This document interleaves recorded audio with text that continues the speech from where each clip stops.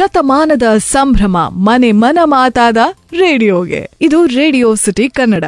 ಊರು, ನಗರ, ದೇಶ ವಿದೇಶಗಳ ಸುದ್ದಿಯನ್ನೆಲ್ಲ ನೀಡ್ತಾ ಆಗಿನ ಕಾಲದಿಂದ ಸಂಗೀತ, ನಾಟಕಗಳು ಅಂತ ಹೇಳಿ ನಮ್ಮ ಕಲ್ಪನೆಗಳಿಗೆ ರೆಕ್ಕೆ ಮೂಡಿಸಿದಂತಹ ಆ ವಿಶೇಷವಾದಂತಹ ಡಿವೈಸ್ ಅಂತ ಹೇಳಿದ್ರೆ ರೇಡಿಯೋ ಇವತ್ತಿಗೂ ನಮ್ಮ ಮನಸ್ಸಿನಲ್ಲಿ ಅಜರಾಮರ. ಎಷ್ಟೋ ಎಮರ್ಜೆನ್ಸೀಸ್ಗಳಲ್ಲಿ ತಕ್ಷಣಕ್ಕೆ ಸಹಾಯ ಬೇಕು ಅಂತ ಹೇಳಿದಾಗ ಮುಖ್ಯ ಪಾತ್ರವನ್ನ ವಹಿಸ್ತಾ ಇದ್ದಂತಹ ಮಾಧ್ಯಮ ಅಂತ ಹೇಳಿದ್ರೆ ರೇಡಿಯೋ. ಇದು 1895ರಲ್ಲಿ ಮೊಟ್ಟ ಮೊದಲ ಬಾರಿಗೆ ಪ್ರಸಾರಣವಾಯಿತು. ಆದ್ರೆ ಕಮರ್ಷಿಯಲಿ ಜನರನ್ನ ತಲುಪಿದ್ದು ಸುಮಾರು 1920ರಲ್ಲಿ, ಮತ್ತೆ ಭಾರತಕ್ಕೆ ಕಾಲಿಟ್ಟಿದ್ದು 1923 ಜೂನ್ ತಿಂಗಳು ಅಂತ ಹೇಳ್ಬೋದು. ನಮ್ಮ ಬದುಕಿನ ವೈವಿಧ್ಯತೆಯ ಪರಿಚಯವನ್ನ ಮಾಡ್ತಾ, ನಮ್ಮೊಂದಿಗೆ ಇದ್ದು ಮನೋರಂಜಿಸ್ತಾ, ನಮ್ಮೊಳಗೊಬ್ಬರಾಗಿ ಸದಾ ಮುದ ನೀಡ್ತಾ ಇರುವಂತಹ ರೇಡಿಯೋಗೆ ಹ್ಯಾಪಿ ವರ್ಲ್ಡ್ ರೇಡಿಯೋ ಡೇ.